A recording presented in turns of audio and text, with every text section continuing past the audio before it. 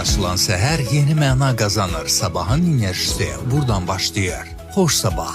5 fevral studiyamızda beynəlxalq dərəcəli art terapist, ICF akreditasiyalı peşəkar coach Nino Özbetalaşvili art terapiyanın insan həyatına təsiri, daxili balans, özünü kəşf etmə və şəxsi inkişaf mövzularına toxunacaq. Estetik Bildiyimiz kimi təhsildə intellektual zəka daha önə çəkildi illər əvvəl. İntellektual zəka, məntiq, bu üzrə layihələr, tətbiqlər, testlər daha önə çəkildi. Amma intellektual zəkanı önə çəkərkən bir şey unuduldu, emosional zəka. Emosional IQ, bir də EQ. İntellektual zəka insan həyatının yəni necə davam etdirilməsində 7%-dirsə, amma emosional zəka 93%-dir. Nə isə önə çəkəndə bir şeylər arxa planda qalarkən onun bastırılması yaranır. Emosional zəka nədir?